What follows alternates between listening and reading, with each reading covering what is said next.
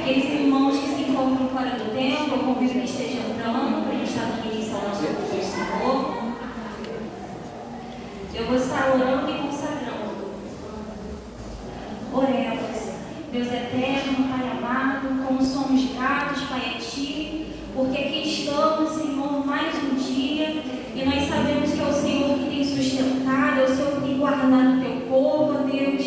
Pai, muito obrigado pela oportunidade de estar aqui e poder louvar e bendizer o Teu santo nome, Pai amado. Pai, nesse momento nós pedimos que o Senhor se faça presente e o Senhor tenha liberdade em nosso meio, Espírito Santo de Deus, que hoje seja dia de libertação, que hoje seja dia de transformação, que vidas possam sair daqui renovadas e cheias do Teu Espírito Santo, Senhor Jesus.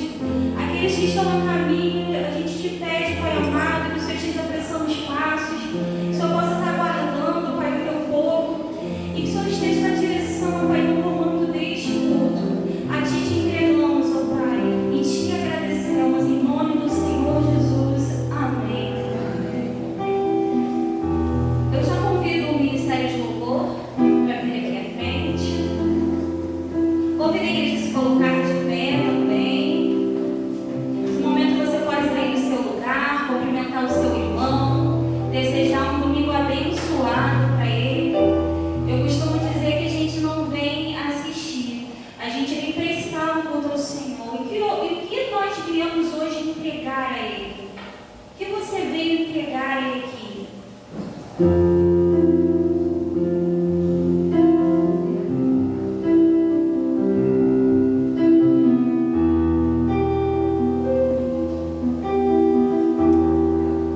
Tens liberdade aqui, Espírito de Deus, Espírito de Deus.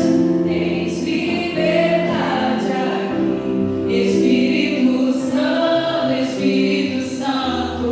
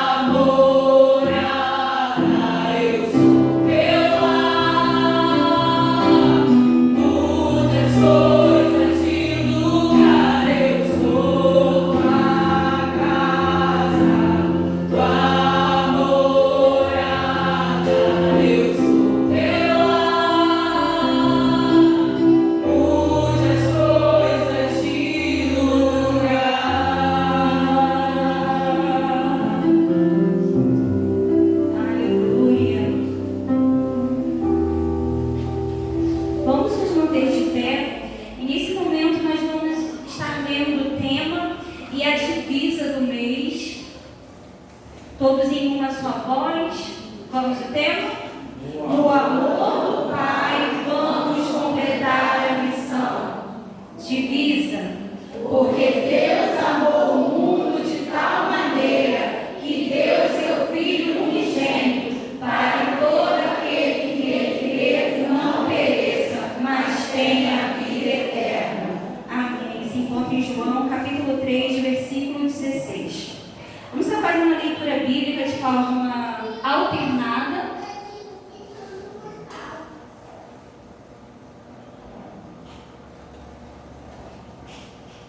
Eu sou a videira verdadeira e meu Pai é o lavrador.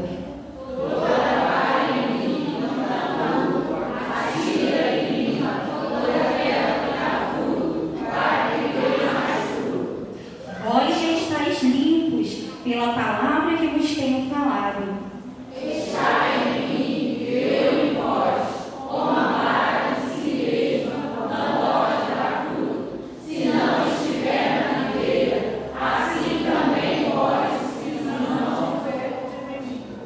Eu sou a videira, vós as varas. Quem está em mim e eu nele, esse dá muito fruto, porque sem mim nada podeis fazer. Se alguém não estiver em mim, será lançado fora, como a vara, e secará, e os folhos me lançam no fogo e arde. Se vós estiverdes em mim, e as minhas palavras estiverem em vós, pedireis tudo o que quiserdes e vos será feito. Nisto é glorificado meu Pai, que deis muito fruto, e assim sereis meus discípulos. Como o Pai me amou, também eu vos amei a vós. Permanecei no meu amor. Se guardardes os meus mandamentos, permanecereis no meu amor, do mesmo modo que eu tenho guardado os mandamentos de meu Pai. Tenho-vos dito isto, para que o meu gozo permaneça em vós e o vosso gozo seja completo. Meu mandamento é este, que vós ameis uns aos outros, assim como eu vos amei. Amém. Os irmãos podem se assentar. Esse momento vai ser um momento de oração. Em Romanos, capítulo 8, versículo 26 e 27, diz assim: E da mesma maneira também o Espírito ajuda as nossas fraquezas, porque não sabemos o que havemos de pedir como convém, mas o Espírito intercede por nós com gemidos inexprimíveis, e aquele que examina os corações sabe qual é a intenção do Espírito, e é Ele que, segundo Deus, intercede pelos santos. Nesse momento a gente vai estar orando a Deus pela família dos missionários, pelos projetos da igreja e por missões. E eu convido a irmã Patrícia para estar fazendo essa oração. Oremos. Senhor nosso Deus, louvado, glorificado seja o teu santo nome. Obrigada, Senhor, por mais um dia que nos dá. Obrigada, Senhor, porque estamos na tua casa para te adorar, para te render louvores, porque tu, Senhor amado, é dono de todo o nosso coração. Pai, toma as vidas de cada um que está aqui hoje, Senhor. Enche-nos de ti, porque precisamos de ti, Pai. Precisamos do teu amor, Senhor, porque precisamos também compartilhar esse amor. Ó Pai amado, em nome de Jesus Cristo, eu te peço pela vida dos missionários, onde quer que eles estejam, no Brasil, fora do Brasil, Senhor, em lugares tão difíceis, Pai, mas que a tua graça, que a tua misericórdia, que o teu Santo Espírito esteja sobre a vida de cada um, Senhor, impulsionando eles, Pai, dando a eles vida nova em ti, Senhor, a cada dia, para que a tua palavra seja pregada com ousadia e poder, e que vidas sejam libertas, Pai. Ó Pai, salva essa nação, Brasil. Pai, usa cada um de nós como missionário, onde quer que estejamos, Pai, e que nós venhamos, Senhor, a orar, Senhor, a buscar em ti, Senhor, a contribuir, Senhor amado, em nome de Jesus Cristo. Toma, Senhor, todos os missionários, quer seja de juntas de missões mundiais, juntas de missões nacionais, onde quer que eles estejam, fortaleça eles e suas famílias. É o que eu te peço e já te agradeço, em nome de Jesus. Amém. Amém. Esse momento é um momento de dedicar dízimos e ofertas para o Senhor. E missões, cursos de capacitação, literatura, apoio social aos membros necessitados, aquisição e manutenção de imóveis, luz, água, tudo isso é realizado com os nossos dízimos e ofertas. Então sejamos atentos aos nossos compromissos de sustento à obra do Senhor. O hino é Amor do Pai.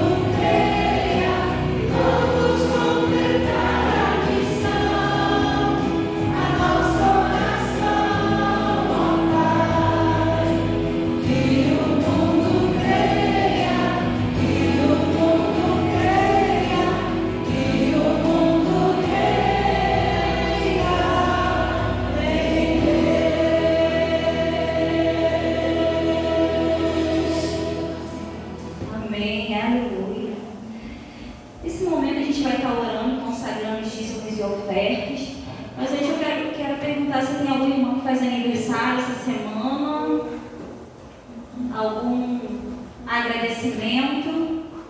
Bom, vou fazer aniversário, eu vou pedir o pastor para orar pela minha vida, mas antes que eu dízimos e ofertas, eu vou pedir a irmã Santa que esteja orando.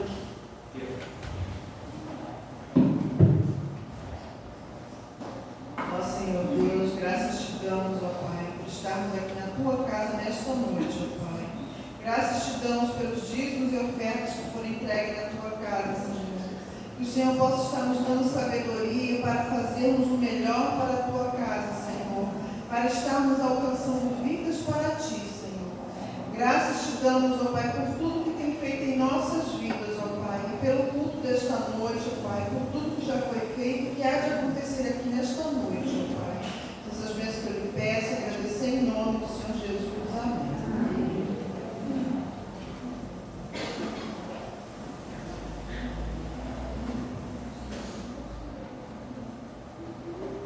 Antes crescerem na graça e conhecimento de nosso Senhor e Salvador Jesus Cristo. A Ele seja a glória, tanto agora como no dia eterno. Quero convidar os adolescentes que vêm à frente, jovens, pré-jovens. Irmãos, a gente tem que ter muita atenção com relação àquilo que vem. Aquilo que nós vemos na nossa sociedade e combater da forma correta. E o nosso combate, aquilo que muitas vezes a sociedade impõe aos jovens, aos adolescentes, de conhecimento, só pode ser combatido de uma forma correta se for sustentando, alicerçando a vida deles na palavra de Deus. Muitas vezes a gente fica adiando, são pequenininhos, né? Esse conhecimento é forte, muito grande para eles adquirirem. Irmãos, já tem idade, já tem estrutura para sair do leitinho e começar a comer um mingau, que não uma feijoada, né, Natália? Vamos começar a instruir essas crianças, esses jovens, de forma com que eles tenham no coração e na mente deles a palavra do Senhor, para que quando eles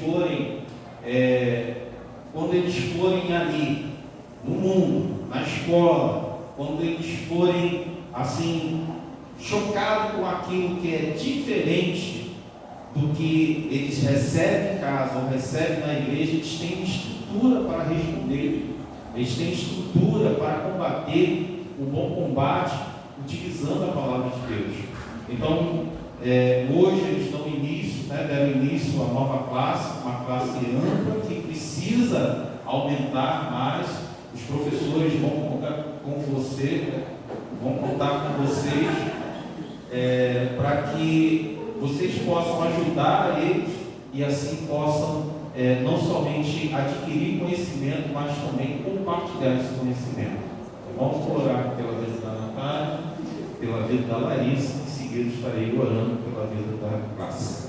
Amado Deus, nós te agradecemos pelo dom da vida. Obrigado a Deus porque é o Senhor que nos sustenta, que nos guarda, que nos livra, é o Senhor que nos conduz em cada decisão. E muitas vezes, quando nós ainda queremos fazer a tua vontade, a tua bondade, o teu amor e a tua misericórdia se manifesta. O Senhor abre portas, e essas portas, quando são abertas, são portas de bênção. Mas louvado seja o Senhor, que também fecha portas que sejam de maldição. Eu te agradeço pela vida da Larissa, te agradeço pela vida da Natália, ó Deus. Elas completam e completarão mais um ano de vida, mas este acréscimo de vida, de mais um ano, de mais um aniversário, que possa ser cheio de conhecimento, seja da manifestação da graça do Senhor, ó Deus. Que o teu poder se manifeste na vida delas e através da vida delas, aonde elas estiverem, que a tua presença gloriosa seja sentida, que o Senhor esteja tocando na mente, no coração delas e fazendo delas um canal de bênção aonde estiverem, que elas possam crescer, ó Deus, em tudo, e que tudo que elas se proporem a fazer, que elas possam alcançar sucesso, pois a sua presença estará fazendo a diferença na vida delas. Amado Deus, eu te peço agora por estes jovens, por esses adolescentes, em nome do Senhor Jesus, que o Senhor esteja acrescentando conhecimento da tua palavra, que o Senhor esteja estruturando essas crianças, esses jovens espiritualmente, como foi dito pela manhã, que eles possam discernir a respeito dos espíritos, tendo conhecimento aquilo que vem da tua parte e daquilo que de ti não vem, para que possa refutar estas coisas, mas que o Senhor esteja dando o crescimento espiritual, o conhecimento da tua palavra, para que eles em tudo possam crescer, mas acima de tudo, na graça e no conhecimento do Senhor Jesus. Seja com a Natália, seja com o Paulo, que o Senhor esteja dando a eles orientação, paciência, que o Senhor esteja dando discernimento para eles, para que possam fazer com que esta classe venha crescer, não somente em números, mas acima de tudo, em qualidade. São essas bênçãos que eu te agradeço e te peço, em nome do Senhor Jesus. Ainda tempo, ó Deus, que eles possam perseverar na frequência da escola bíblica e que eles possam fazer isso sempre com ânimo. É o que eu te coloco em nome do Senhor Jesus. Amém e amém. Deus abençoe você.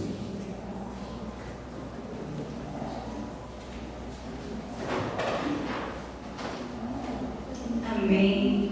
Já convido nesse momento o Ministério de Louvor.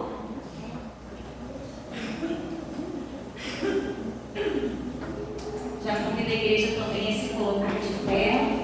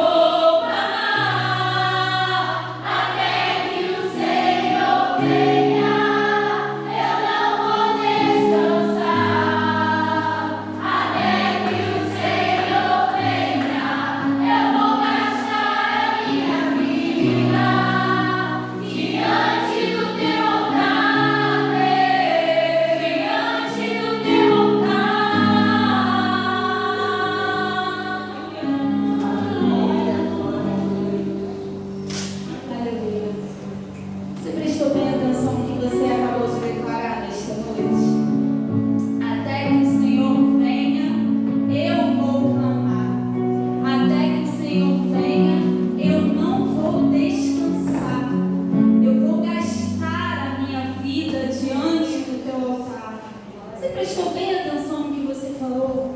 Porque quando estamos diante da presença do Senhor, é muito fácil nós declararmos palavras bonitas, poesias, louvores, mas e quando estamos num momento de aflição dentro do nosso lar? Será que nós conseguimos declarar que é Ele, que é por Ele que nós gastamos a nossa vida, perdendo a nossa natureza humana, perdendo aquilo que nos faz pecar, perdendo aquilo que nos afasta do Senhor, com amor e com alegria? Será que nós conseguimos declarar isso, irmãos? Porque é isso que o Senhor quer de nós, nos momentos de aflições, nos momentos de luta, nos momentos de luto, nos momentos das enfermidades, de dor, de angústia, de agonia, que nós possamos continuar declarando: Senhor,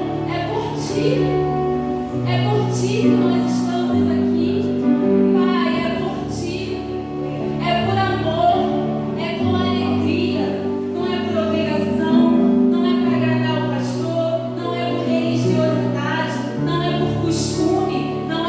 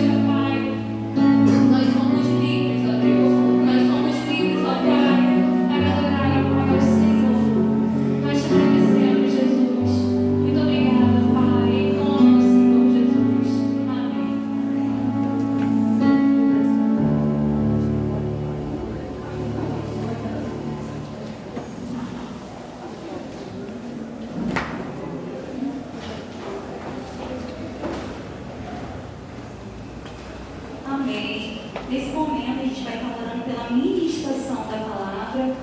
A diaconisa Márcia vai estar orando. Venha na vida do mensageiro, nos mãos do Senhor.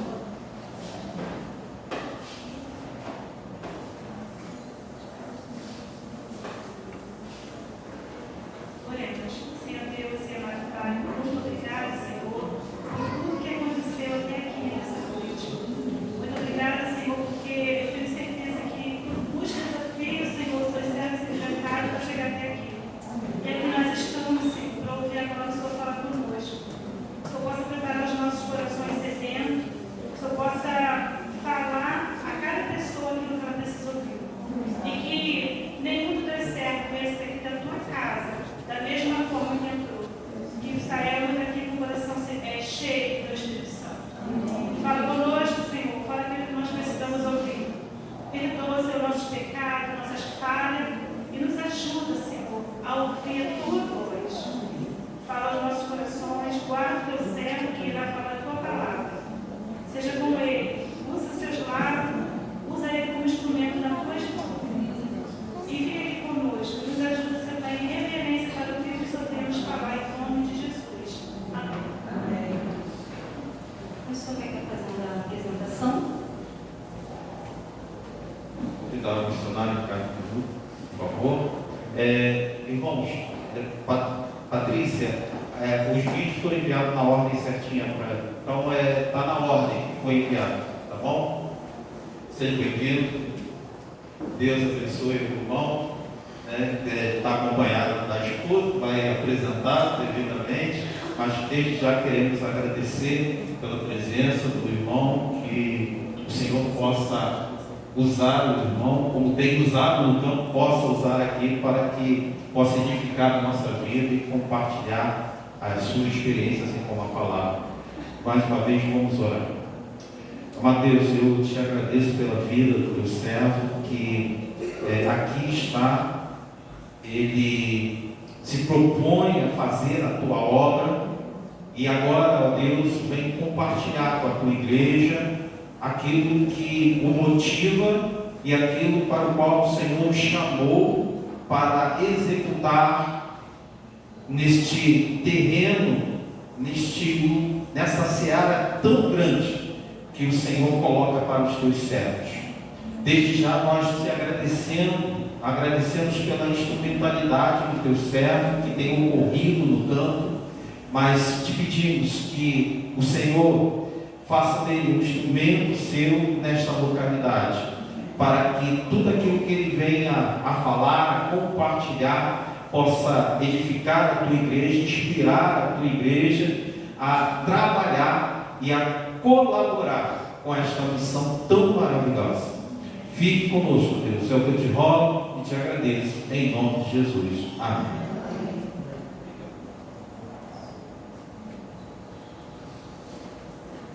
Boa noite, meus irmãos. Graças e paz a todos. Amém? Legal, muito bom poder estar aqui com os irmãos, conhecendo mais uma igreja aqui de Campo Grande. Eu já rodei muito aqui e domingo retrasado estive com uma igreja também aqui próximo. Eu sou o pastor Ricardo Pedudo. Sou pastor de esporte da Pequena Batista do Recreio de Bandeirantes e me acompanha a minha esposa, a Cláudia, de Pergozinho, aí, ó, jovem, maravilhosa, abençoada, uma bênção e excelente bom gosto que eu tenho e ela também, com certeza. Posso dar esse mole aí, né? Então, meus irmãos, eu sou ex-jogador de futebol, trabalhei muitos anos aqui no Rio, joguei aqui no Rio. E até onde Deus me chamou e me convocou para a gente estar trabalhando com atletas, com jogadores fora de campo. Então, trabalhei com atletas de Cristo, fui aqui no Rio e tal, e até que cheguei na igreja do Recreio em 2011, e ali convite do pastor Wander Gomes, que é o pastor presidente da igreja, convite para que a gente estivesse desenvolvendo um trabalho como pastor de esporte ali. E trabalhamos também no nosso campus avançado lá na Vargem Grande, que é o Centro de Ação Social, e com isso também fazemos trabalho com a ajuda de missões mundiais. Por isso, nós tivemos recebido o convite dos irmãos, estamos à disposição de poder compartilhar com os irmãos tudo que Deus tem feito na minha vida através desse projeto chamado Voluntários Sem Fronteiras, que a Junta de Missões Mundiais tem, e a gente já faz isso aí desde 2018, quando nós fomos à Copa do Mundo na Rússia em 2018, e aí através do futebol, que é o que Deus tem feito na minha vida, desde quando parei de jogar. Na verdade, a convocação foi essa, eu parei com 25 anos de idade, né? Então, abri mão de ser o melhor jogador do mundo, uma bola de ouro, independência financeira, camisa 10 da seleção brasileira, então tudo isso eu joguei como esterco, como o Paulo fez, né? E aí que nada, foi no laço mesmo. Deus, fiquei 2 anos em oração, orando e fingindo que não estava entendendo. Falei, não, você não está entendendo o mistério, não, eu quero ganhar muito, vou comprar uma Ferrari vermelha, escrever lá na tela, só Jesus me salva. Todo mundo olhar aquela Ferrari vermelha, fala, Dani Campo Grande, uma Ferrari vermelha escrito na lateral, só Jesus me salva. Todo mundo ia ver, não tem jeito, né? Distribuir no folheto, comprar cobertura na Barra da Tijuca para poder abrigar os missionários, dar 50%, não ia dar só 10%, dar 50%. Eu tive uma proposta forte para Deus, mas que Deus não ficou tão abalado assim, e aí ele me convocou e falou, não, vem, deixa outros aí, é mais fácil fazer esse milagre com outros jogadores do que fazer contigo. Então veio e eu fui chamado de Deus. Com isso nós começamos a trabalhar, Cesar, já falei com os irmãos, até que a gente desenvolva, até que a gente começou a desenvolver esse trabalho com a junta. Começamos na Copa do Mundo 2018, a Rússia é um país fechado para o Evangelho, é um país considerado resistente ao Evangelho, e lá tem presença de igreja, mas é proibido pregar o Evangelho. Por lei, na Rússia, é proibido pregar o Evangelho. Isso que a gente faz aqui, vai na rua, bota a caixa de som, né? Dando microfonia, aí a gente fala lá, não pode fazer isso. É proibido por lei, é crime, você vai preso. E a igreja também, se ela fizer esse tipo de prosélito, dessa evangelização, se ela for denunciada, ela pode sofrer sanções e até fechar. Então, mas tem igreja evangélica na Rússia, mas com muita restrição. Então, na rua, como a gente faz, é impossível isso. Inclusive, a junta, não tem certeza agora, mas até então, ela não tinha um trabalho específico na Rússia. E através dessa Copa do Mundo, nós estivemos lá, levando o futebol, aplicando uma clínica de futebol e apresentando lá apresentando o futebol para os meninos. E assim ali conseguimos pregar o Evangelho com algumas crianças e até algumas pessoas, porque o futebol tem uma estratégia, Deus usa muito fortemente a estratégia do futebol. O mundo inteiro, uma das maiores resistências do Evangelho, que é o mundo árabe, o árabe ele é apaixonado pelo futebol brasileiro. E eu testifiquei isso quando estive na Síria também, tivemos na Alemanha, tivemos agora, pelos últimos 2 anos seguidos, na Ucrânia. E na Ucrânia, aí é bem diferente, porque na Ucrânia é um país aberto para o Evangelho. A Ucrânia hoje é a maior presença protestante na Europa, só que a Ucrânia está em guerra com a Rússia, e vocês sabem disso.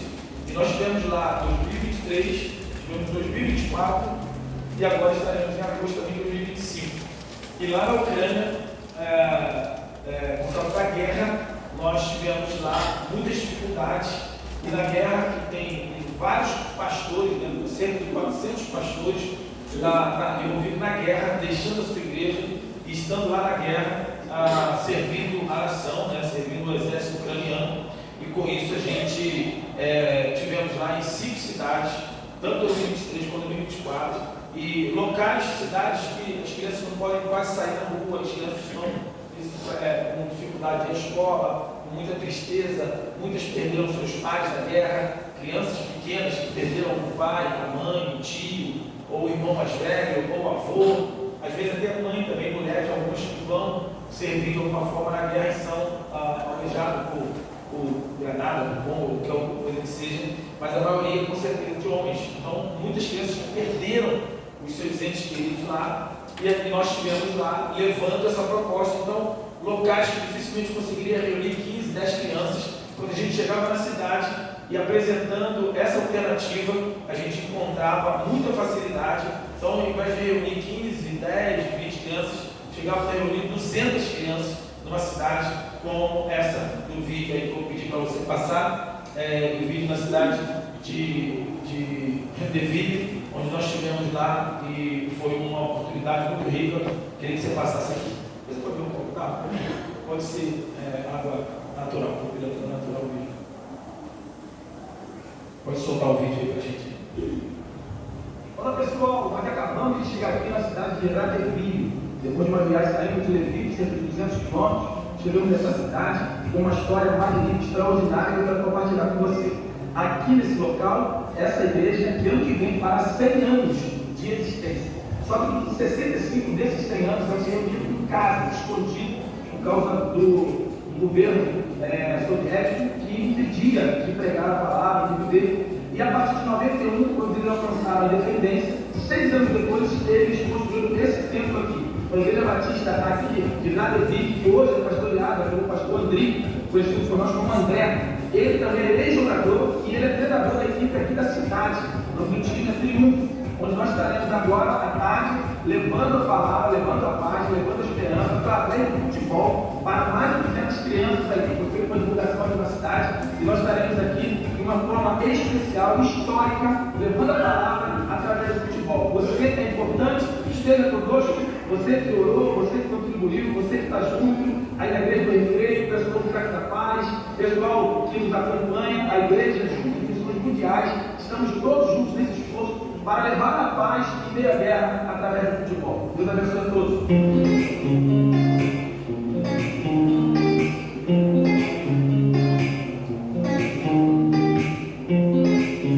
São jovens que nós estamos treinando lá, os jovens roxos.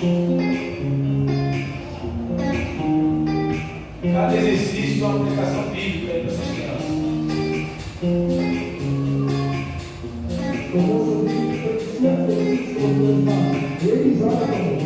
A gente prega com eles, tudo.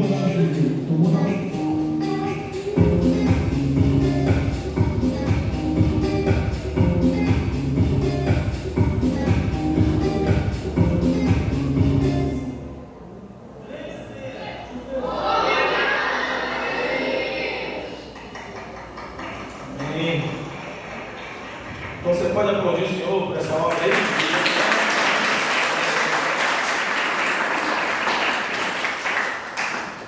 Oportunidade rica que, se fosse chamar para a igreja, por tempo, teríamos dificuldades lá, mas no campo, exatamente assim que a gente faz, é no campo, depois de cada exercício que você viu ali, domínio, passe, cabeceio, chute a gol, cada fundamento ele tem uma aplicação bíblica, tem um versículo bíblico. Então a gente usa essa estratégia e, como fizemos aí na Ucrânia, olha aí o jogador aí, não querendo. Então a gente usa, é só falar, vindo no futebol, a galera já ficava muito empolgada logo, ele quer jogar. E a gente usa essa estratégia e não só as crianças, também atingindo também os adultos, os seus pais, né? E ali naquele grupo ali, muitos dos pais que estão lá terminam ouvindo, e nesse dia aí, nesse estádio, ali no estádio municipal, os funcionários lá depois, aquela coisa do jogador de futebol brasileiro e tal, quando fala que vai um jogador de futebol brasileiro, eles ficam logo eufóricos, e aí acham que é Romário, Ronaldinho e tal, aí chega Ricardo Peludo, jogador desde Madureira, América, Serrano, e aí eles chegam lá, mas eles não conhecem muito, então, legal, tal, então é uma bênção, é uma maravilha. Então nós já tivemos várias oportunidades, irmãos, de alcançar essas vidas. O nosso trabalho é um trabalho estratégico, é um trabalho que foi ali, a gente está usando essa oportunidade para treinar meninos, porque o futebol ele tem sido uma estratégia de entrada onde muitos pastores, se chegar dizendo logo que é missionário, muitos países não conseguem entrar. Se você disser que é missionário, você não consegue visto, não consegue nem acesso. Então você chegando como treinador de futebol, chegando como ex-jogador de futebol, para ensinar, você tem um livre acesso, uma oportunidade muito grande. Países que são fechados para o Evangelho e países que não são fechados para o Evangelho.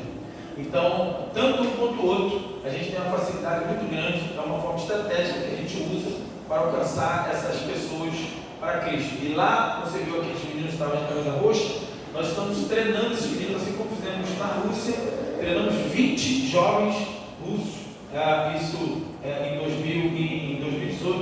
19, nós treinamos lá para que eles implantassem essa escolinha de futebol estratégico e também o conteúdo que a gente aplica, que é chamado teologia do esporte.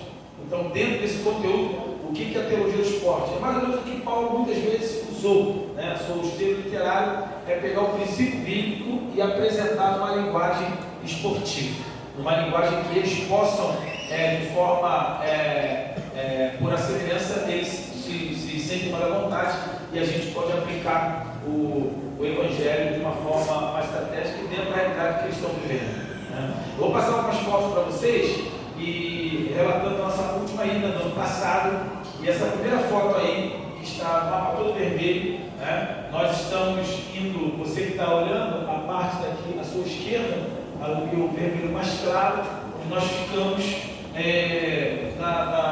no estádio de Lviv, onde a capital também se chama Lviv. Essa parte é uma parte que é fronteira com a Polônia. Você sabe que no meio da guerra não tem como ter voo para a Ucrânia. Então nós vamos para a Polônia, em Varsóvia, e de Varsóvia a gente vai de carro, atravessa a fronteira até chegar ali nas mediações da Ucrânia.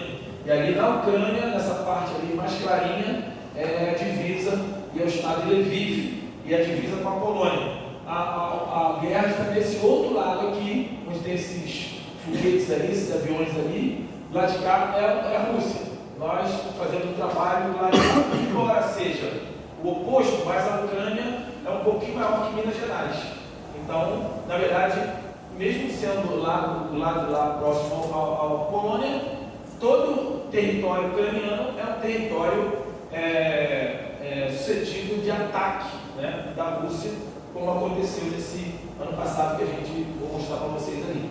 E aí, no primeiro dia que nós chegamos lá, nós nos deparamos com esse mapa.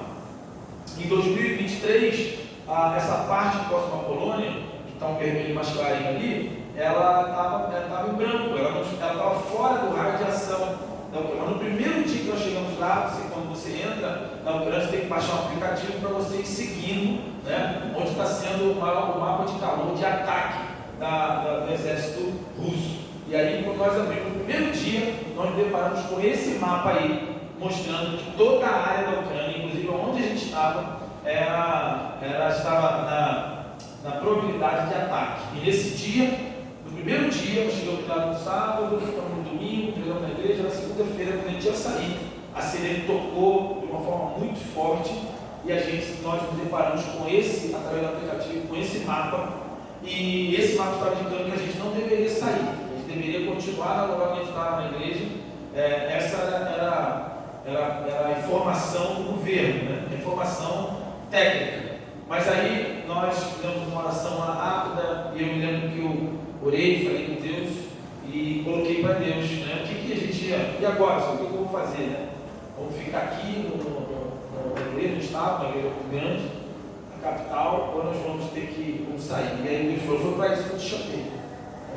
Foi para isso que eu chamei para vocês ir. Só que lá já estava, no local que a gente tinha combinado, já tinha mais de 100 crianças lá nos esperando. Então nós esperamos um pouquinho, não foi liberado ainda, nós tivemos que sair e nós fomos. E nesse dia estava tendo ataque de drones, né? Tinha alguns vídeos que o exército ucraniano acertando alguns drones que são explosivos e drones somente de captação de vídeo, né? Visualização. E nós nos deparamos, passando pontes, nós vimos de várias prontidões, né, vários fortes de carros do exército ucraniano, mas nós fomos lá porque seguimos o chamado de Deus, porque o chamado, quando chegamos aqui no Brasil, eu coloquei para Deus e falei, 2 pessoas quando recebi o convite, eu falei assim, além de Deus confirmar meu coração para ir, só 2 pessoas podem me impedir de ir, primeiro a minha esposa e segundo o pastor Wanda, né, que é o pastor presidente da nossa igreja.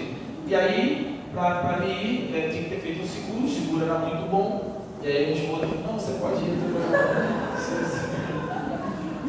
Brincadeira, o irmãozinho falou, não tem dinheiro que pague, você é meu prêmio.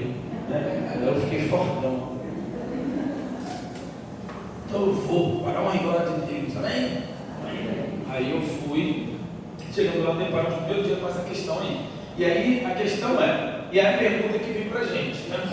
Para que Deus te chamou? Qual é o risco? Porque servir a Deus significa risco. A gente sai à noite, vem para cá, volta. Qual é a certeza que a gente tem que não vai acontecer nada? A gente não tem certeza.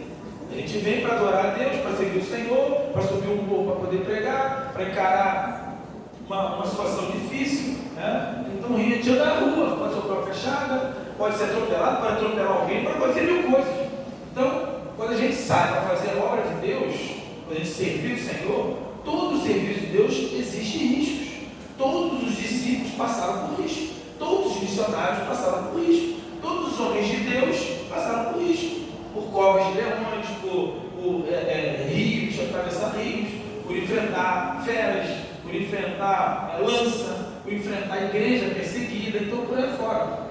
Então a questão é o que você está disposto a pagar para fazer a obra de Deus, porque alguma coisa tem que pagar, alguma coisa a gente tem que pôr em cash, alguma coisa a gente tem que entregar para o Senhor, porque embora nosso país seja um país de muita facilidade, mas existe confrontamento, sim ou não? Você me entende?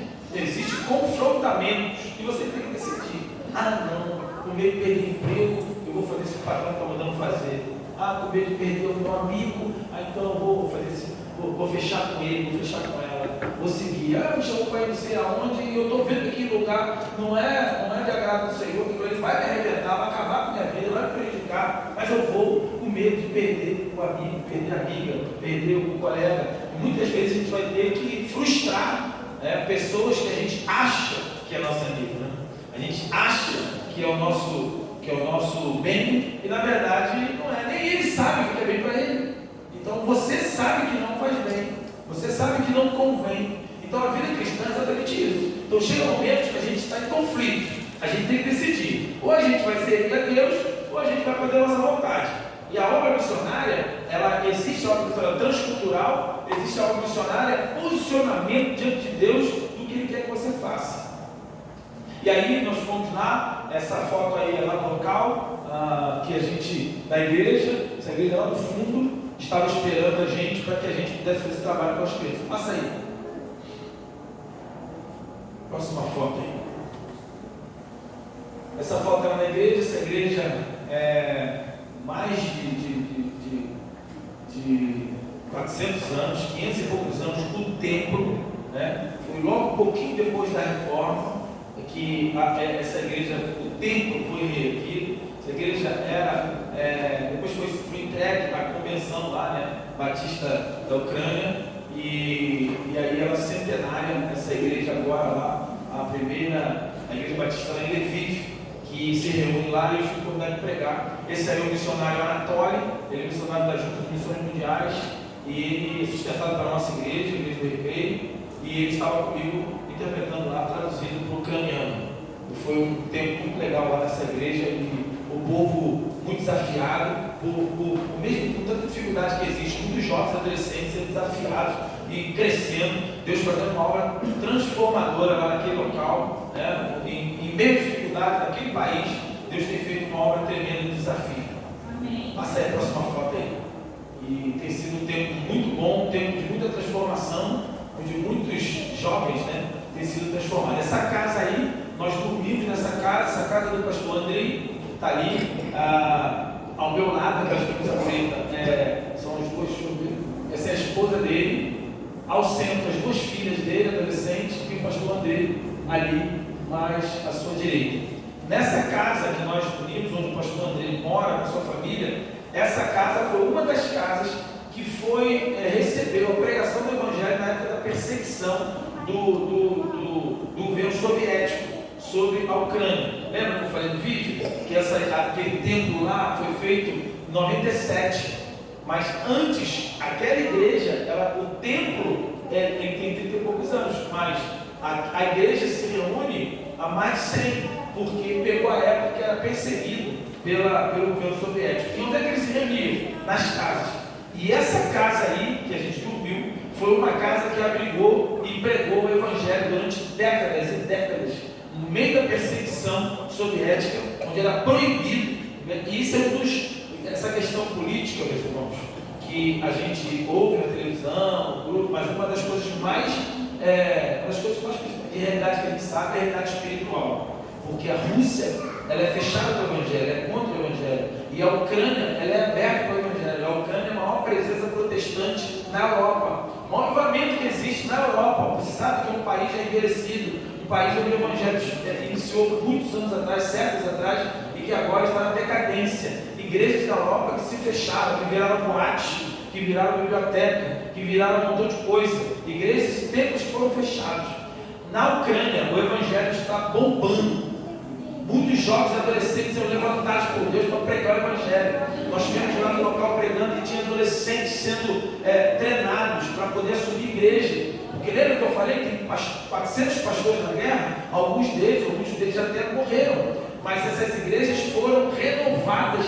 Jovens e adolescentes que se levantaram fazendo cursos de pregador leigo, estudando teologia e sendo levantados por Deus na Ucrânia. Então, isso é um dos problemas que acontece, uma das lutas que acontece nessa guerra. Porque esse país é um país que tem sido recebido um avivamento muito grande. E nós estamos lá treinando esses jovens para que eles possam depois crescer e poder implantar esses projetos, que é tremendo, que através do futebol, resistência quase que nenhuma, e poder usar e pregar a geração de jovens adolescentes, para que daqui a um tempo esses jovens sejam convertidos no Senhor, adolescentes também, e possam crescer e fazer diferença. Amém? Próxima foto pode passar aí. Nossa casa é uma casa muito importante, foi um privilégio para nós muito grande. Essas fotos aí, são duas dessas fotos, né? Ah não, essa aí foi uma oportunidade que nós tivemos, porque quando chegamos na cidade, várias cidades que a gente ia, na igreja, falava, sempre tinha alguém que gostaria que nos convidar para ir, simplesmente como jogador de futebol profissional. Às vezes, quando eu fui no primeiro ano para a Rússia, em 2018, eu pensei, você pode chamar esses jogadores mais famosos, mais conhecidos, se eu chamar, eu joguei só em clube aqui, não era um jogador de futebol, foi operário da bola, né? Fala sério. Então, assim, pode levar, convidar outros, e Deus me mostrou por quê. Primeiro, Deus chama quem se coloca diante dele. Deus não trabalha com idade, Deus não trabalha com poder financeiro, Deus não trabalha com poder intelectual, Deus não trabalha com currículo, Deus não trabalha com maioria. Se Deus trabalhasse com maioria, com força, com poder, Deus chamaria os escravos de Faraó, chamaria o exército de Faraó. Não. Então Deus, ele trabalha com quem se coloca diante dele. Isso eu aprendi. Então, quando eu fui para lá, quando eu cheguei lá, eu descobri que faz pouca diferença se a pessoa for famosa ou não é. E se a pessoa for famosa, provavelmente na Rússia, vai alardear muito e ele vai ter que cercear o direito de pregar, porque vai movimentar muita gente, vai chamar muita mídia e ele não vai ter oportunidade de pregar como eu tive, porque ninguém me conhecia. Cheguei lá, mas o fato de você chegar como jogador de futebol profissional brasileiro, isso para as crianças, para os adolescentes, faz uma diferença incrível. E a gente vai descobrir o poder que a igreja tem nas mãos. Eu já sabia, já conhecia, mas de contar de relatos de outros, mas eu vi comigo acontecer comigo. Então as pessoas ficam extasiadas, um jogador de futebol brasileiro, aquela coisa, vem e querer conhecer, vem querer dar autógrafo, nunca nem tanto autógrafo, tanta foto, como lá na Rússia, na Ucrânia. Teve um momento lá na Rússia que o rapaz tinha um desejo no coração dele e falou para a mãe dele, ele estava afastado. E ele falou que ele não gostaria de morrer, não queria morrer antes de conhecer um jogador de futebol brasileiro, de verdade, um jogador fera. E ele queria conhecer o jogador, ele não podia morrer de ver isso. E a mãe dele falou para ele, meu filho, ele já está afastado quase 10 anos. E a mãe dele falou para ele, ele é apaixonado, sabendo de todo mundo. Tal. Eu esqueci o meu nome com certeza, deve ter levado a febrina, deve ter caído embaixo do chão, e ele não pegou. Mas ele falou, a mãe dele falou para ele, na nossa igreja tem dois, foi eu, o Jorge, e o outro irmão daqui também, e ela falou, olha, tem lá na minha igreja, está alojado lá na igreja, um jogador de futebol brasileiro, e profissional, e ele está lá falando lá, e ele ficou louco, ele falou, meu Deus, eu tenho que ir lá, igual Simeão, é um privilégio, eu vou morrer de minha glória. Aí ele falou que queria conhecer, e a mãe dele levou ele lá, falou para o pastor, ele não ia na igreja há anos, ele ia na igreja, já está afastado muitos anos, mas na igreja ele já ia há anos. E ele foi lá na igreja, porque ele foi conhecer o jogador de futebol de verdade, jogador profissional, chegou lá, conheceu quem? Ricardo Perucci. E aí ele chegou, ele ficou, o cara ficou, quando ele me olhou, ele quase ficou para trás, ele viu a glória de Deus na vida dele. E aí ele chorou, aí ele sentou e ele começou a falar. Aí falou do Romário, falou do Ronaldinho, falou de um montão de gente. E eu falei para ele, perguntei para ele se ele era feliz. E ele falou que era, porque ele estava ali comigo naquele dia, realizando o sonho dele. Eu falei, não estou falando se você está feliz. Perguntando se você é feliz. Aí eu olhei dentro do olho dele. E como você já sabe, quem não é feliz, quem não tem, não pode expressar o que não tem. E aí ele disse, profundo, ele falou que não era feliz, que faltava algo na vida dele, que ele não conseguia. E como a gente estava dentro da igreja, na igreja pode falar, e principalmente no templo. E a gente estava ali no refeitório da igreja, começando, depois do almoço, e aí eu falei com o pastor se eu poderia conversar com ele lá dentro do templo. Aí ele falou, pode. Aí eu falei, vamos lá, o templo ali, tem mais aconchegante, né?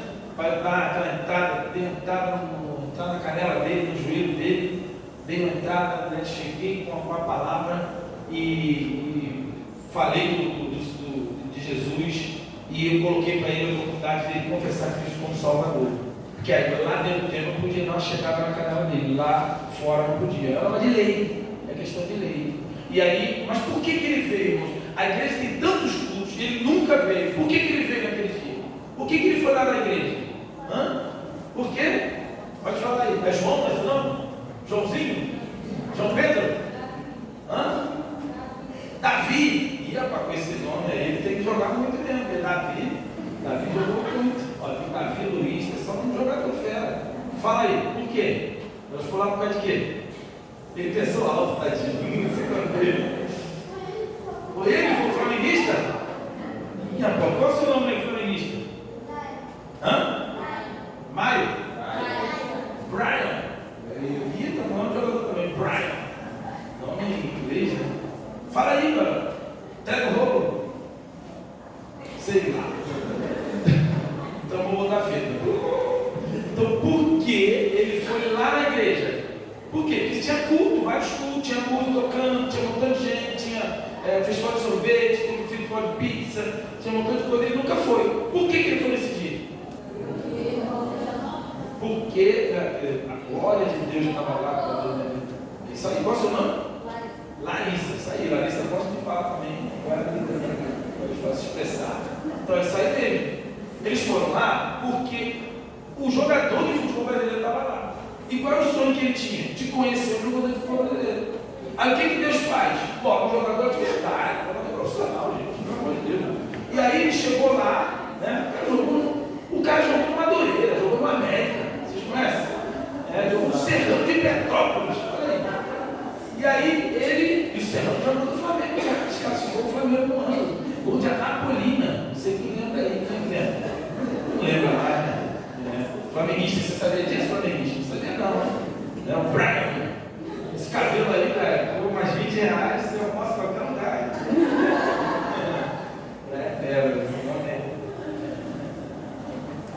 Então, a oportunidade que nós tivemos lá, depois nós, no último dia, como a gente ia para outra cidade, nós combinamos o seguinte: cada um vai pegar uma criança e vai, né, chegar no tornozelo dela, com Cristo, na bola. A gente vai chegar com a palavra, com o evangelho e fazer o apelo dos meninos. Porque se der ruim, no dia seguinte a gente vai embora para outra cidade.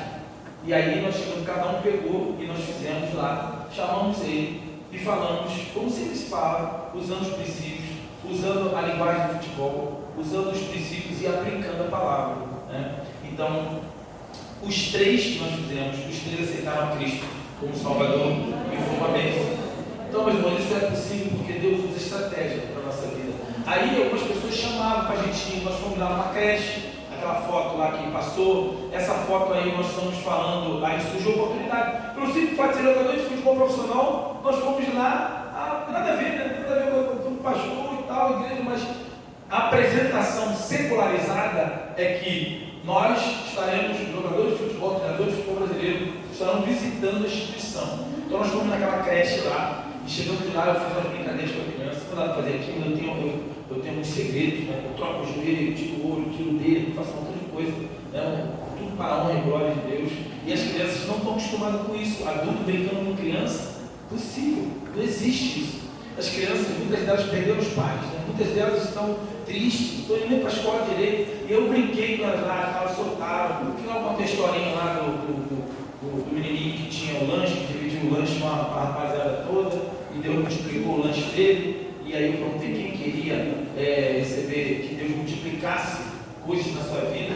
Muitos deles, por essas dificuldades, falta luz, falta energia, né? não tem aquecedor, e muitas vezes tem privações de muitas coisas. Com isso, perde também até mesmo alguns eletrodomésticos. Então, por causa de algumas elétricas que foram destruídas, né? Então, à noite, ficam no escuro, privados de um montão de coisa. E no meio disso tudo, a gente pôde falar, e eles também lá confessaram a Jesus e aceitaram Cristo. Essa casa aí, esse local, é uma instituição que elas trabalham com mulheres que foram violentadas ou que sofreram violência, né? Privações, algum tipo de resistência e até física, né? Espancadas e tal, de alguns dos seus companheiros, homens. E muitas delas eram forçadas a fazer aborto. E ali, eu não sei se tem outra foto aí, tem um menininho ali, ó, com a bola ali, que a gente faz a dinâmica com a bola, tá vendo? O menininho falou empolgado lá com a bola, e ali, lá de cá, a gente está na foto, mas existem algumas mães que foram lá, mulheres que tiveram que fazer aborto, mulheres que optaram em não fazer aborto, porque abraçaram, foram ajudadas por essa instituição, e lá elas ficam, recebem palestras e tal. Então, por isso, esse é um convite para ir lá. E aí, passa outra foto aí, que eu acho que é uma foto que tem a simulação de um bebê, gente. Essa aí, ó. Conseguem ampliar aí? Acho que aqui dá para ver legal. Tá vendo? Esse bebezinho na mão do... Esse menino é filho do pastor... Do missionário Anatoly, que estava comigo lá na igreja, traduzindo. Nas mãos dele tem um bebezinho. Eles têm a irmã lá, que é essa ONG, elas têm um bebezinho de 1 mês até o 7º mês. E até o 8º mês, e aí esse bebê, que é o maior que tem, eles vão simulando a tonacidade, né, a tenacidade da borracha. O tamanho, o peso, simula cada mês, um bebezinho pequenininho, de 1 mês, 2 meses, 3 meses, para que essas mulheres que estão sofrendo essa pressão, elas não façam aborto e elas consigam dessa reviravolta na vida. Então, em todos esses bebês ali, vários tamanhos que estão passando para a gente, nós conseguimos tirar essa foto aí desse maiorzinho. Então, ali é feito, e ali nesse dia, nós falei sobre mulher de fluxo de sangue e tal, falei da nossa vida, uma oportunidade que não tinha nada a ver com o esporte. E nós falamos daquelas mulheres, falamos de Jesus, e 3 dessas mulheres ali, devia ter umas 8 ali, 3 dessas mulheres confessaram a Cristo como Senhor e Salvador. É uma oportunidade que a gente tem lá na Ucrânia, mulheres que não têm nada a ver com o projeto, mas por que nós estivemos lá? Por que surgiu essa oportunidade? Porque nós fomos como jogador de futebol brasileiro. É uma atração. Ó, vocês topam receber, tem jogador de futebol brasileiro que quer vir aqui falar com vocês. Vem todas elas. Geralmente cada uma veio numa hora. Foram todas as mulheres que estavam recebendo o tratamento foram lá. Então, a oportunidade que Deus está dando para a gente. Passa aí um pouquinho. Isso aí depois do campo, a gente chama eles. Aqui foi um apelo, tem uma galera sentada, faz o apelo para quem quiser. Quantos querem jogar no time de Jesus? Quantos querem vestir a camisa do time de Jesus? E aí a gente fala o que é jogar no time de Jesus. E aí alguns dão espaço, a gente pede para vir à frente. É como muito próximo do que a gente faz na igreja, a gente faz no campo de futebol. Passa aí. Isso tem mais aí. E com isso aí a oportunidade vai surgir. Isso aí já é um grupo maior de adolescentes, uma escola, tem um prédio atrás. Esse adolescente geralmente vai na aula lá que tem, na parte de educação física, vai os 10, os 15. E quando nós fizemos lá, foi no sábado, lá tinha mais de 50 meninos. E da mesma forma a gente faz o treinamento com eles, depois no final, nesse dia eu perguntei para eles, fiz um trabalho com eles de ataque e de defesa, onde saem 3 com a bola para atacar, fazer o gol, e saem 2 do gol para defender.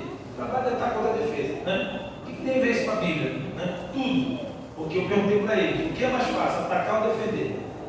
Aí depois troca, quem atacou defende e quem defendeu ataca. O que é mais fácil, você atacar ou você defender? O que vocês acham? O que é mais fácil, construir ou destruir? Destruir. Para construir esse templo aqui demorou quantos anos? Sei lá. 45? É mesmo? Não, eu digo para construir só. Deve ser um ano. Essa igreja tem 45 anos, né? O templo deve ter a mesma idade, né? Então, mas isso vamos botar aí, demorou 6 meses para fazer. E para destruir, eu perguntei aquele prédio lá. Aquele prédio lá demorou mais de um ano para ser construído. E eu perguntei para eles. E para destruir, quanto tempo vai demorar? Aí um deles falou, é só tacar um míssil e destrói em 1 minuto, em 1 segundo. Porque a mentalidade deles é de guerra, é o que eles estão vivendo. Então, é muito mais fácil destruir do que construir. Assim é a nossa vida. Para a gente destruir a nossa vida, é muito fácil. O menino estava lá, conversei com a mãe hoje, em 1 mês, ele entrou na maconha, entrou na cocaína, entrou na crack, está vendendo tudo dentro de casa. Em 1 mês. Então, agora você construir essa vida. 18 anos ele está na igreja crescendo, estava lá com o filho dela. Então, a nossa construção, mas para destruir, é muito fácil. Então, eles viram no campo, eles viram que é mais fácil destruir do que construir. E a nossa vida é exatamente isso. A gente precisa depender de Deus para construir no Senhor. E é uma coisa que investe tempo na nossa vida. O que Deus quer fazer na sua vida, investe tempo. E você precisa dar tempo para Deus construir a sua vida. Amém? E ali também foi feito o apelo ali, com uma galera ali, a maioria, cada turma que vinha, a maioria ali confessou a Cristo lá como Senhor. E a gente jogou com eles ainda, né? Brincamos com eles lá também e foi muito legal. Próxima foto a gente terminou. Aí saí, a imprensa local veio entrevistar, porque o pessoal por causa que incrédulo, como é que pode um jogador de futebol brasileiro, um jogador, né, de verdade, veio do Brasil para estar aqui com a gente. Então nós vamos entrevistar esse cara, o que esse cara veio fazer aqui, qual o objetivo dele? E aí eu dei uma oportunidade que eu fui dar uma palavra para o povo ali, daquela cidade de Rendeville, da TV lá, e falando da proposta que Deus tinha para eles. Lá na Ucrânia, eu posso falar abertamente. E eu preguei ali uma oportunidade que se eu tivesse sido como pastor, era mais um pastor missionário lá. E a televisão vai lá, porque os caras não são crentes. Que a televisão vai lá entrevistar um pastor que está pregando na Ucrânia? Dificilmente vai, né? Mas a partir dessa experiência lá no estádio de futebol da cidade, a gente tem a oportunidade. Pode passar.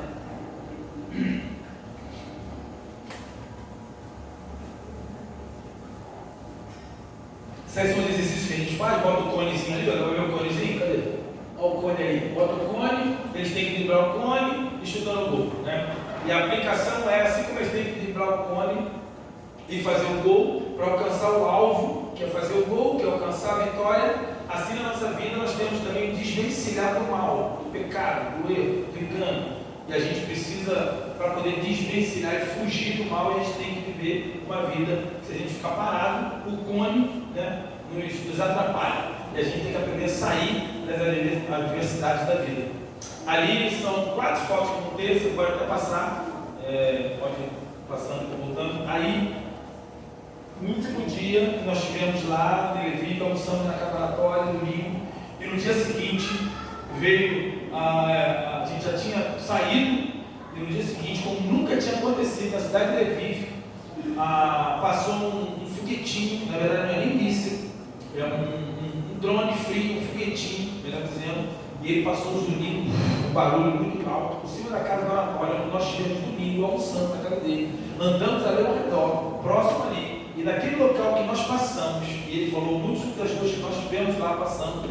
No dia seguinte, nós voltamos na segunda-feira, na terça-feira de manhã, quando cheguei aqui no Brasil, já tinha uma mensagem dele dizendo que tinha vindo um foguetinho e passou zunindo por cima da casa dele, do apartamento dele, e atingiu várias ruas de trás, alcançando alguns quarteirões, alguns prédios, e algumas pessoas e famílias morreram.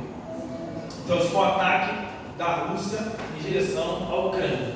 E ali nós glorificamos a Deus e achamos muita coincidência isso.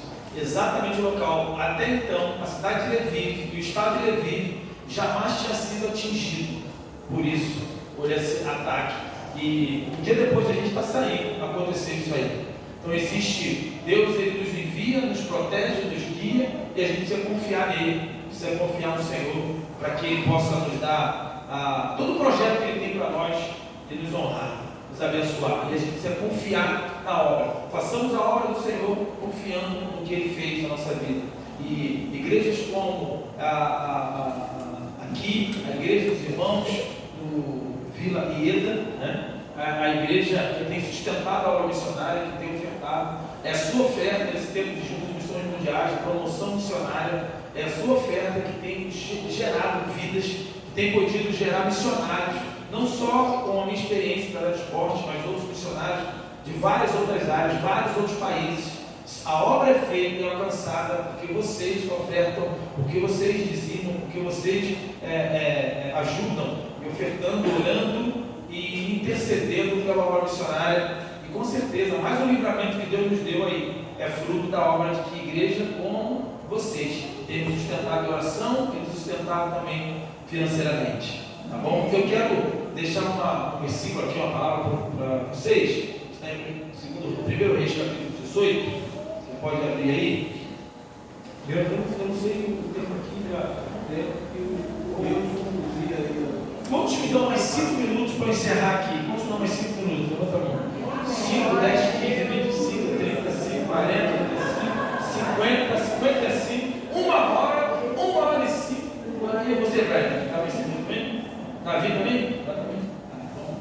Então, irmão, hora e 20 aí agora, alguém, né? Pode comprar já o churrasco da gente aí, né? Não, estou brincando. Amigo. Vai ser. Eu quero só deixar um versículo. O que eu faço nessa hora? Eu falei para os irmãos do que a gente faz, a nossa experiência. Eu me converti, eu esqueci de falar isso, né? Eu me converti com 18 anos, faz pouco tempo que eu me converti. Então, eu me converti sem nunca ter entrado numa igreja evangélica. Eu estava em casa, almoçava, vi o Globo Esporte, saía para treinar, jogava na América na época, lá na Andaraí, onde tinha um shopping lá, né, na Teodoro da Silva. E aí eu saía, morava na Jacarepaguá, todo dia fazia isso. E num dia apareceu o Silas, que era jogador de São Paulo, né, seleção brasileira, né, Silas, Miguel, aquele time lá de São Paulo, na seleção brasileira de 86. E aí eles Copa do Mundo. E aí ele fazia propaganda de um livro chamado Força para Viver, e tinha o Evangelho de João. E ele falou, escreva para lá, eu escrevi para lá, veio o livro, falei, eu quero ser mais vitória da minha vida, né? Quem não quer vitória? Eu quero vitória da minha vida, com certeza, jogador, né? Cabeça de jogador. Veio o livro fininho, falei, tinha um mais espesso, um maiorzinho, e tinha um menorzinho, falei, vou ler o menorzinho, que a vitória está no menorzinho, rapidinho. Então vou ler logo o menorzinho, e li. Então eu fui ler e li o livretinho fininho, e era o Evangelho de João. Eu nem sabia, eu comecei a ler o Evangelho de João, minha mente abriu, presença de pecado, tinha uma carta anexa, confessei a Cristo, e eu recebi a visitação de Deus, Espírito Santo de Deus, e eu me converti sentado no sofá da sala da minha casa, sem nunca ter entrado na igreja evangélica. Nenhum parente meu era crente, não tive contato nenhum, me converti lendo o Evangelho. Então, o que Deus pode fazer? São estratégias que Deus faz na nossa vida, e eu com 18 anos, morador do Rio de Janeiro, nasci em Teodoro, carioca da Jama do Ovo, né? Minha mãe baiana, meu pai campista, morando no Rio, nascido no Rio, e nunca tinha sido evangelizado, em nenhum momento. E Deus usou esse momento desta forma, e eu me converti em casa, dentro do Evangelho de João. Então Deus pode fazer algo extraordinário. E eu aprendi essa linguagem, e assim que eu me firmei, e assim que Deus me deu essa condição. Hoje a gente faz exatamente isso, a gente discipula atletas, a gente leva o Evangelho, prega através da bola, né? Essa é uma bola aqui, geralmente eu vou levar uma bola, e com a bola, você pode fazer isso. Acho que quem é professor aí? Tem algum professor? Aqui também, mas para o mental também pode fazer também. Mas professor, alguém que tenha instrução, que está com crianças, qualquer oportunidade, qualquer lugar você pode, na célula, qualquer lugar que você tiver, você pode. Você pega uma bola, geralmente eu faço, eu pego uma bola e falo assim, o que é isso aqui? Aí o Brian responde, é uma bola. Né? Como todas as crianças, vocês sabem o que é isso aqui? Aí eu pergunto, sabe o que é isso aqui? Aí fala, sei, é a bola. Legal, vocês conhecem isso? Aí vocês conhecem a bola? Sim. Conhecem? Tem intimidade com a bola? Você jogar a bola aí? More or less, so. E aí, não, mas os Brians da líderes da mente. Todos eles são tem muita idade, joga demais. Todo mundo é atacante, não tem nenhum zagueiro esse meio aí. E aí você começa a falar. E aí eles falam que conhecem. Ah, você conhece. Então, já que vocês conhecem, então me diga quanto pesa uma bola oficial. Tá? Qual é o peso de uma bola oficial? Quem sabe? Aí fica, ninguém sabe. Ninguém cantando, mas diz que conhece. Beleza. Aí eu pergunto, 20 gramas. Chutou lá em cima no teto. E aí eu pergunto, quanto mede a circunferência de uma bola oficial? Quanto mede a circunferência da bola oficial? Né? E aí, não sabe. Mais de 68 a 70 centímetros. Quantas libras cabe dentro de uma bola? Não vai encher? Quantas libras cabe dentro de uma bola? Mas você disse que conhece a bola. E ele não sabe agora responder, se está brincando. Então, cabe não. Por quê? Qual é a ideia? Então, na verdade, você não conhece a bola, você sabe o que é. A partir de uma imagem, você sabe o que é. E aí existe uma diferença entre saber o que é e conhecer de fato. Ok? E assim acontece também com Jesus. Eu boto uma foto que todo mundo diz que é de Jesus e bota lá o The Chosen. Aí bota lá e o cara olha e fala assim, quem é esse cara aí? Esse cara é Jesus. Você conhece? Isso, muito, tem um retrato dele na minha parede, na minha cara. Conheço muito. Então, na verdade, o cara não conhece, ele sabe o que é. É ou não? Então, a diferença, muita gente sabe quem é Jesus, mas não conhece de fato. E se for passar para Deus, é a mesma coisa. Para a palavra de Deus, o que é isso aqui? Uma Bíblia, mas que não te conhecem a Bíblia. Então, existe uma grande diferença entre saber o que é e conhecer de fato. Então, 2 minutos, já fica todo mundo já, bola murcha, baixa a bola, e tu pode pegar e falar. E hoje eu gostei. Então você já viu que é possível, você acha, e aí estou falando para você, estou falando para ele lá não, estou falando para você aqui também. A espada já está aqui, já na terra, já ficada, é isso aí. Para você refletir. E muitas vezes a gente acha que conhece, e a gente reflete sobre Jesus. Será que a gente conhece de fato Jesus? Ou a gente sabe quem é? Não, Jesus é meu Salvador, Jesus é tudo na minha vida, Jesus é o Criador, é o nome da eternidade, sabe tudo, da aula teológica. Mas você conhece de fato? É uma outra questão. E para você conhecer, você tem que ter intimidade, não é? Você tem que conhecer de fato. Eu, para saber essas respostas, não foi só jogando bola, eu tive que procurar informação para saber, porque a gente tem que buscar essa informação. Então, primeiro Reis capítulo 18, para a gente fechar aqui, eu queria deixar só esse versículo para que você, esse texto aqui, que aqui, ó, 1 Reis 18, muito tempo depois veio a palavra do Senhor a Elias, no terceiro ano, dizendo, vai à pressa de Acabe, porque darei chuva sobre a terra. Partiu, pois, Elias apresentar-se a Acabe, e a fome era extrema em Samaria. E Acabe chamou Obadias, o mordomo. Obadias temia muito ao Senhor, porque quando Jezabel exterminava os profetas do Senhor, Obadias tomou 100 profetas, e de 50 em 50 os escondeu em covas, e os sustentou com pão e água. Só até aí. Então, se nós fôssemos aqui falar desse texto, 4 personagens, Acabe, Jezabel, Elias e Obadias. E se a gente fosse falar para os irmãos, hoje eu vou falar sobre quem? Quem vocês acham que nós vamos falar aqui? A mensagem vai ser sobre quem? A palavra aqui sobre quem? Quem você chutaria? Sobre, pode ser Acabe. Acabe, que foi o pior rei de Israel. Ela falou que era o pior rei de Israel, Acabe. Acabe era tão ruim, que o nome dele era Acabe. Poderia ser Comece, mas era Acabe, porque ele acabava com tudo. E aí, ele é muito ruim. Ele cola com a mulher ruim também, Jezabel. Ele fica um casal ruim. E aí, esse casal ruim não é o nosso personagem hoje. Mas poderia usar e falar de Elias, o profeta Elias. Mas também não é sobre Elias. Se eu pedisse para você abrir, hoje eu vou falar sobre Obadias. Eu tenho certeza que você abriria o texto, o livro do profeta Obadias, profeta menor. Porque é o mais conhecido. São 12 Obadias no Velho Testamento. Sabia disso?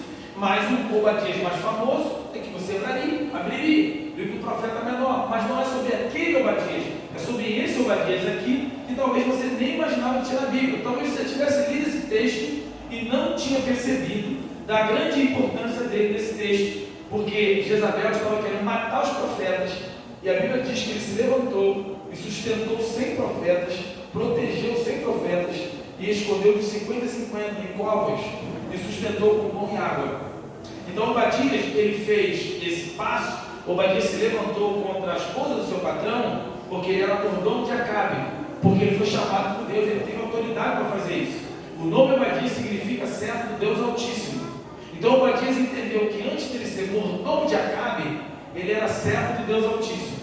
E é por isso que ele se levanta para fazer essa obra extraordinária, bater de frente com Jezabel. Jezabel estava passando cerol em todo mundo, matando geral. E aí Jezabel estava perseguindo os profetas. E aí Deus chega e levanta um cara chamado Obadias, mas ele é apenas um mordomo. O que ele vai fazer? Muitas vezes eu e você vamos dizer: o príncipe vai me levar lá, tem que levar os caras famosos lá, tem que pegar a Copa do Mundo, jogar a seleção brasileira, o que eu vou fazer lá? Ninguém me conhece. Mas Deus precisa levantar e fazer uma obra com aqueles que estão disponíveis diante dele. Então Deus, lembra que eu falei? Ele não olha currículo, ele não olha poder financeiro, ele não olha o teu carro, ele não olha o tamanho da sua casa, ele não olha o teu poder de influência. Deus não olha isso, ele olha o coração, se coloca diante dele. Então Obadias se colocou diante de Deus, e Deus fez uma obra tremenda na vida de Obadias. E o que Deus queria fazer na vida de Obadias era algo que talvez muitas pessoas não poderiam fazer. Você vai entender daqui a pouco por quê. Porque aí Deus faz algo e levanta Obadias para fazer, e Obadias topa o chamado de Deus. Quando Deus nos convoca e a gente topa, eu e você, eu e Deus, você e Deus, já é a maioria, já é o suficiente. Deus vai operar e vai fazer através de você. E você topou, fechou, já era. Deus já foi e vai fazer a obra que poucas pessoas vão conseguir fazer. Então Obadias entendeu isso, projetou na sua mente que ele não precisava ser famoso, ele não precisava ser poderoso, ele é apenas um mordomo, mas ele é um mordomo nas mãos de Deus. Então ele entendeu que antes de ser mordomo de Acabe, ele era servo de Deus Altíssimo. E aí ele faz uma obra transformadora, ou seja, ele foi além. E é aquilo que a gente usa no futebol muitas vezes, em vários jogos, né, mas principalmente no futebol, onde cada um, Obadias entendeu a diferença entre posição e função. Cada um de nós temos a nossa posição. Numa equipe de futebol, cada um tem a sua posição. Tem aqueles que defendem, tem aqueles que armam, tem aqueles que fazem o gol, os atacantes. Então, muitas vezes, mediante uma necessidade e uma ordem do treinador, o defensor, no último minuto, que precisa fazer um gol, por exemplo, você já deve ter visto isso em alguns jogos, o treinador dá uma ordem para o zagueiro ir lá na área tentar fazer um gol. Já viu isso? Já viu até goleiro que faz isso? Último minuto, o time está perdendo, o goleiro vai desesperado, a gente faz o gol e o zagueiro também. Qual é a posição do zagueiro? É defender. Qual é a parte dele, a contribuição? A posição dele é zagueiro. Mas qual é a função que ele assumiu pela ordem do treinador? Atacar. Então, não é a questão da posição. Existe a nossa posição, Deus sabe a tua limitação, Deus sabe as tuas dificuldades, Deus sabe as tuas valências. Cada posição tem as valências. Tem posição que o cara precisa ser muito alto, tem posição que não precisa ser muito alto. Assim no basquete também, o armador não precisa ser muito alto, mas o pivô tem que ser alto. Então, algumas posições existem as valências específicas. Deus conhece você, Deus sabe da sua limitação, Deus sabe do seu potencial, Deus sabe o que você pode fazer, mas mediante a ordem de Deus, você pode ir além, você pode superar, você pode crescer, você pode ser um ser humano melhor, você pode ser um crente melhor, você pode servir a Deus ainda mais. Amém? Amém. Então me ajuda aí, fala para cá de profeta, fala para o seu irmão do lado, fala para tu que ele fala para ele, meu irmão, minha irmã, você pode ir além. Fala para ele aí. Fala para ele, me ajuda a pregar aí, irmão. Me ajuda a pregar aí. Você pode. É só você entender que você pode ir além da sua limitação. Então Obadias era um mordomo. Obadias tinha que ficar como? Quietinho. E não vou meter isso aí não. Você é de cachorro grande. Então, vou ficar aqui cuidando do prato, aqui nas colheres. Vou ficar aqui na cozinha. Mas não. Ele se levantou e ele pegou 100 profetas e colocou numa cova e colocou em outra cova. Então, primeiro, Obadias ele entendeu a distinção entre posição e função. Ok? Você tem sua posição, você tem sua limitação, você sabe o que você pode fazer, mas você pode ir além. Você pode assumir uma nova ordem, uma nova orientação, né, do Senhor, que é o teu treinador. Quem é o nosso treinador? É o nosso Deus, é Jesus, é o nosso treinador. Mediante uma ordem do treinador, mediante uma necessidade, a gente pode ir além. e a gente pode superar. E a gente, mesmo estando aqui atrás, pode lá na frente tentar fazer o gol, pela ordem, debaixo da ordem do nosso treinador. Em segundo lugar, ele pegou 100 profetas, colocou 50 numa cova e 50 em outros. Ok? Mas como seria mais fácil? Para ele, Jezabel está querendo matar todos os profetas. E ele está protegendo os profetas. Deus levantou para ele proteger. Então o que ele poderia fazer? Pegar os 100 profetas e colocar onde? Ia para falar um de cada vez, que não estou entendendo nada, vocês não falando junto ao mesmo tempo. Então ele pegou 100 profetas, ele colocou 50 numa cova, ok? E botou 50 em outro. 100 dividido por 50 dá quanto? 100 dividido por 50 dá quanto? 20. 100 dividido por 50 dá quanto, Davi? 2, Davi. Salve de palmo, Davi. Davi é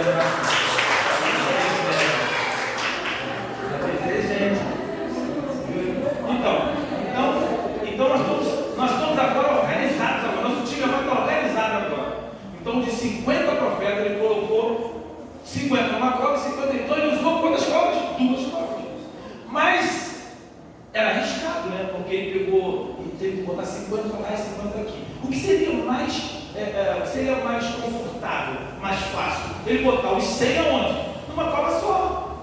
Sim ou não? É até mais prático, o homem gosta de coisa prática, né? O homem, né? Vai dobrar, ou faz uma bolinha de basquete, joga dentro do armário, que vai usar de noite de novo, eu já disse em algum lugar. E aí, né? A mulher fala, não, tem que dobrar, todo dia tem que dobrar, não é isso? Então o homem, nessa praticidade, o Batista poderia fazer o quê? Ele poderia pegar e colocar os 100 numa cova só, mas ele não fez o mais fácil, ele não fez o mais prático, ele não fez o mais lógico, ele não fez o mais cômodo, ele fez o melhor que ele poderia fazer. E ele botou 50 numa cova e 50 em outra cova. Por que ele não botou os 100 numa cova só? Por que ele fez essa distribuição? Por quê? Quem acha? Por que ele fez isso?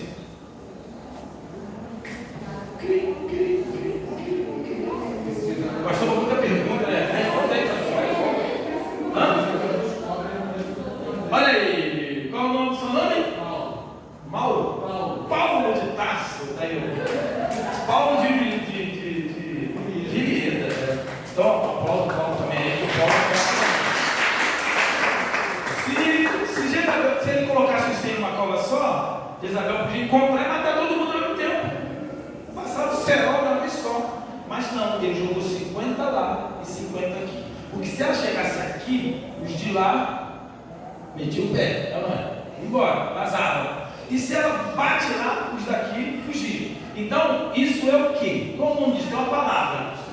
Estratégia em português. Em inglês, em grego, em aramaico, né? Então, estratégia. E aí, o que acontece? Essa é uma estratégia que ele fez. Então, não basta fazermos a obra de Deus. Nós temos que fazer a obra de Deus com uma estratégia. Deus, ele nos dá uma estratégia. O nosso Deus é um Deus de estratégia. Você vai ver Davi, estou pregando sobre Davi lá na igreja de manhã, várias oportunidades que Deus falou para ele não ir, para ele dar volta, que Deus vai fazer um barulho nas copas das amoreiras, e Deus pegou e colocou os filisteus na mão de Davi, porque deu uma ordem para Davi, deu uma estratégia. Então eu e você, nós precisamos ter uma estratégia. Existe algo estratégico para a gente fazer a obra de Deus. Paulo fez isso muitas vezes. Vários homens de Deus fez isso muitas vezes. Então a gente fazer a obra de Deus, vamos sustentar. Deus levantou a gente para sustentar os 100 profetas, mas poderia ser feito de qualquer forma, mas ele fez com estratégia. Então não é só sustentar, não é só proteger os profetas. Tem que sustentar, proteger os profetas, mas com uma estratégia. E o máximo que você pode. Se você puder botar 4 covas de 25, faça. Se você pudesse esconder 5 covas de 20, faça. Então, a estratégia que Deus vai te dar, você precisa ter o convite que Deus vai fazer para você, você precisa ter uma estratégia. Deus me convidou para ir à Rússia. Como que eu vou? Eu vou de terno e gravata, pregar fora da igreja? Ou vou fazer uma estratégia com crianças e com adultos, fora da igreja, no campo? Poderia fazer numa igreja só, mas numa igreja a gente faz em 5 locais. Então, Deus, ele tem uma estratégia para você. E você precisa entender qual é a forma de estratégia que Deus tem lhe dado. Você precisa montar uma estratégia. O chamado de Deus é um. Deus te deu uma capacidade, Deus te deu um chamado, você precisa entender de que forma você vai apresentar isso. Eu costumo dizer que o conteúdo é tão importante quanto a estratégia. Porque muitas vezes a gente tem conteúdo que é a palavra de Deus, mas a gente peca na estratégia. Como apresentar, como influenciar, como ser pertinente à nossa comunidade, como influenciar pessoas. Como eu falei, um cara estava afastado há mais de não sei quantos anos lá na igreja. E ele veio não pela igreja. Ele não veio por causa do culto, ele não veio por causa do louvor, ele não veio por causa do festival de sorvete, ele não veio por causa do rodízio de pizza. Pode até vir, né? Quem gosta de pizza, fizer um rodízio de pizza, um montão de gente que não tem igreja vai vir por causa do rodízio de pizza. Isso é estratégia. Agora, no meu caso ali, ele veio porque ele queria conhecer o jogador do futebol brasileiro, porque essa era o anseio do coração dele. E a mãe dele, estrategicamente, sacou e fez um convite para ele. Entende? Então a gente precisa, para alcançar os jovens, para alcançar os mais experientes, existem outras formas de a gente ser bênção na vida deles. E por último, para a gente encerrar, diz que ele sustentou com pão e água. E não existe comida mais simples do que pão e água. Deus usa o simples porque o simples já está na tua mão. Às vezes Deus não vai usar coisas extraordinárias, às vezes você está esperando algo estratégico, algo muito grande, e Deus não vai precisar, porque Deus vai usar o simples porque o simples já está na tua mão. E aqui a gente vê que no início do texto diz que havia uma fome extrema em Samaria. Por quê? Porque faltava água. 3 anos e meio estava sem chover em Israel. E Deus disse para Elias: só vou trazer água quando eu der a ordem pela tua boca, avisando a Acabe que eu vou trazer chuva. Então nessa época estava em seca. Então a pergunta é: Obadias sustentou os profetas com pão e água, sim ou não? Aqui no texto. E a pergunta para vocês é, a última da noite: que água? Que água é essa? Não estava na seca? Ih, deu ruim. Agora eu vou ter que ficar 10 horas para terminar essa mensagem. Que água? Tinha seca. Israel estava em seca, não tinha água. Mas a Bíblia diz que ele levou pão e água, sim ou não? Então tinha água ou não tinha água?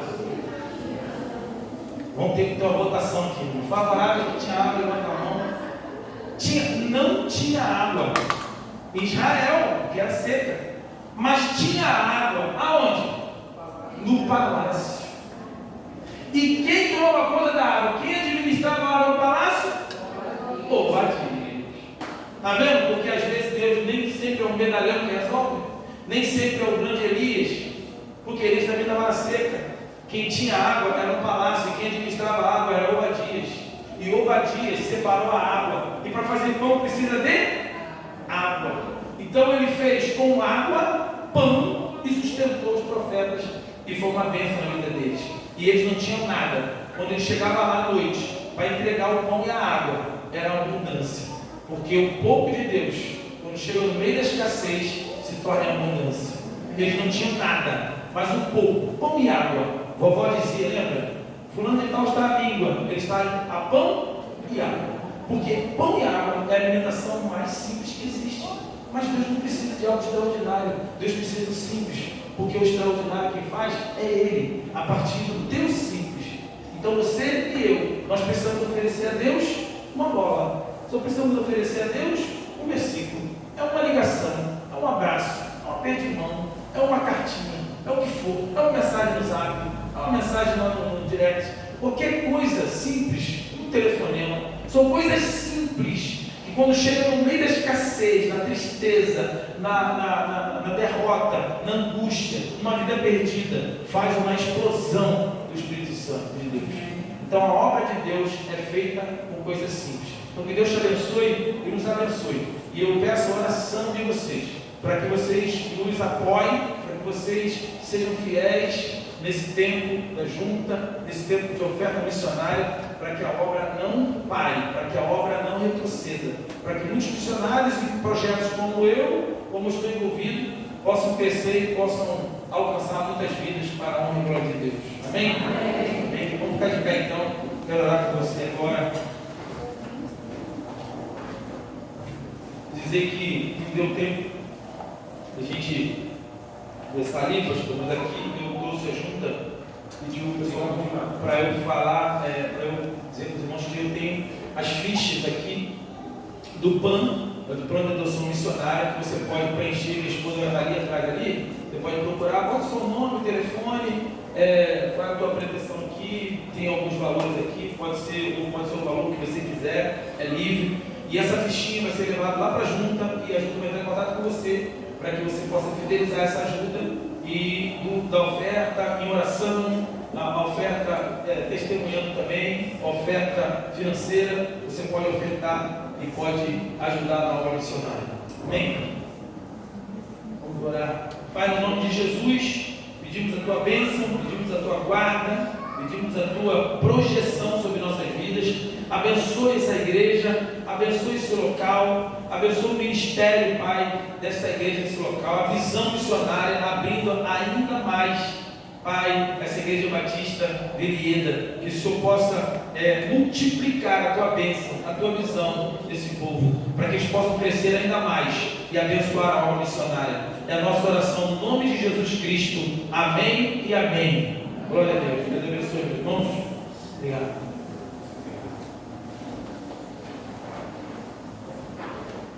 A igreja pode sentar. Queremos agradecer a presença do pastor, ex-jogador, treinador, missionário, mas acima de tudo, esposo da irmã Cláudia, né? Que Deus continue abençoando o ministério do pastor, que o pastor já sabe para onde vai, próxima missão? O grande de novo? Em agosto. Então esteja orando pelo pastor, como ele apresentou aqui, se até as crianças, né, se não tem condições, não tem aquela mesada grande do pai para ofertar, você pode colocar o seu nome lá, vou orar pelo pastor Ricardo. Né? Isso é de grande valia. Então vamos orar e encerrar este culto. Vamos agradecendo ao Senhor por tudo aquilo que Ele nos deu a oportunidade de ouvir e ver. Amado Deus, nós te agradecemos por toda a experiência que o Senhor nos deu, a oportunidade de aqui receber através da instrumentalidade do teu servo. Que o Senhor abençoe o ministério dele, abençoe o ministério da sua esposa, e que aonde ele estiver, a tua glória possa ser notória ali e possa fazer a diferença na vida das pessoas com quem ele estiver. Quanto à tua igreja, que o Senhor continue guardando, protegendo e fazendo dela uma igreja missionária. E que o amor de Deus Pai, a graça salvadora do Senhor Jesus e as consolações do Espírito Santo de Deus seja com a Igreja Batista em Videira e seja com todo o seu povo espalhado por toda a face da terra. São essas bênçãos que eu te rogo, Deus, e eu te peço em nome do Senhor Jesus. Amém e amém. Irmãos, eu quero agradecer, tem uma família bonita aí que nós estamos recebendo ali, que quando os irmãos saírem, cumprimente os irmãos, e que todos tenham uma semana de bênção e vitória. Uma oração silenciosa está encerrada o culto desta noite.